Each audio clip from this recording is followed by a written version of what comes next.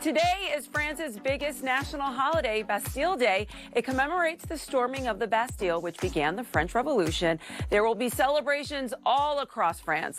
And our Mademoiselle, Malou Nubla, is paying tribute to the culture with a sweet French baking staple. Bonjour, Malou. Comment allez-vous?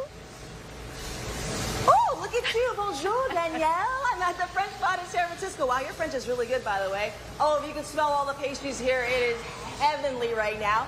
And we are celebrating with Vince. Hi, Vince. Bonjour, Malou. Bonjour. Happy Bastille Day. All right, so let's tell everyone the meaning behind Bastille Day. So Bastille Day commemorates when the people, right, that is, you know, the average people took over the Bastille, and 100 years later, that's the day they chose to celebrate French Independence Day. So how is it celebrated traditionally here? Everywhere. Just like in America, with fireworks, military parades, and good food. Okay, we're talking about great food. So, here at the French spot, how many different types of French pastries do you make? It smells so amazing in here. I'd say we do a few dozen different types of French pastries. Definitely a long line of croissants, and we have desserts like cream puffs, you know, things of that nature. I see the what do you call these over here? The madeleines? The madeleine, yes. How do you say it? Madeleine. But the croissants are the most popular? Yes, croissants are very popular, especially the chocolate croissant and our mochi croissant. Like you're whispering. All right, so you also do like ganache here, right? Yes. So the ganache is what we're going to be making today, and I want to show you how versatile it is. Okay, and anyone can do it and make it at home, right? All right, let's go over here. Okay, Vince, what is ganache? All right, so ganache is an emulsion of two fats, right? So we have our chocolate and we have our cream.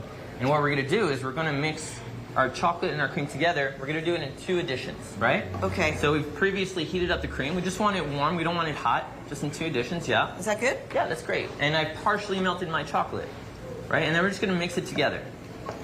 Okay, so you said that an emulsion is 2 fats? Yeah, so think of mayonnaise. Mayonnaise is an emulsion of fats as well, right? And you get something, you know, out of pretty much 2 liquids, you get a substance that's fluffy. Okay. Right? So we're going to get our ganache, which is an emulsion of fats, and we're going to get something nice, thick, and fluffy. Okay. Right? What do you put the ganache in? Like, what are a lot of things that have ganache? Yeah, so as I said, ganache is very useful in French pastry. As we're going to do later, we can add it to our macaroon as a filling. We can add it to our chocolate tart. We can use it to flavor a pastry cream. So there's really unlimited uses to ganaches. What kind of chocolate? The chocolate that we're using is a 62%. It's actually a chocolate by Valrhona. And can you use any kind of percentage of chocolate? Yes. So if we're following this recipe, we're going to be doing something with a higher cocoa mass, or a higher percentage of cocoa mass, right? Okay. So the number that's mentioned on the recipe, like 62%, it can go up to 64, 70. Those are dark chocolates. The lower numbers are typically like milk chocolate or even white chocolate. Get you and your chocolate knowledge. Okay. And then what happens after this? So after this, I mean, we can whisk it, but essentially we're going to get, yours is really good, actually. I think mine was a little warm. So this is very nice. You want to make sure it's not lumpy.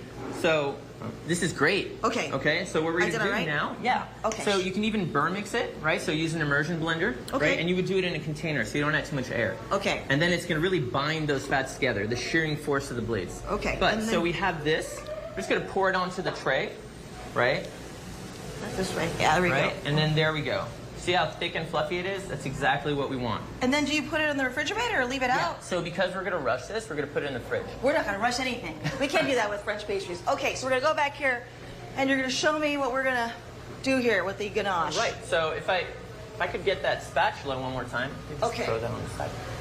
Thanks. All right. So this is also ganache, right? As is this. Okay. This is also our ganache. All right. So what are we going to do here? So we're going to work right over here, and I'm going to show you that you can use this to scoop the truffles, right? So you can scoop a truffle just like that, right? That's it? Do you want to try that? Yeah. So you just do it like that, and then what do? Do you put it like in the, oh gosh, I'm not even. This is kind of soft. You can even have it like thicker so that it's easier to scoop and it holds a better shape, right? Okay. So you can pre-scoop all of them. Okay, all right. That looks good. So I can make truffles. There you go. You make truffles. And then what you would do is you would grab the truffle, and you see that cocoa powder? Yes. Just dump it in the cocoa powder and just mix it around, right? And then there you go. You have a truffle that's coated in cocoa powder. Okay, so basically it's ganache. it's a ganache. Okay, right in there. And then you have something else we're going to do here. Yes, so we're going to take the same ganache that we talked about earlier, and we're going to add it to our pastry cream, right? So we're going to take the pastry cream, we're going to take the ganache, and I'll let you mix this. So I'm just going to add the ganache to it, and why don't you mix it and see the magic that happens? Oh my gosh, so that's... And then with all the cream in there. And then is this going to be filling? Yeah, so that's going to be the filling for our cream puff. Okay. Okay, we have a minute here, so why don't you show me how to fill that cream puff? I'll have you do it, since you're the pro here. You go for it. You know, we're just going to grab our cream puff, and we're just going to fill it from underneath, right?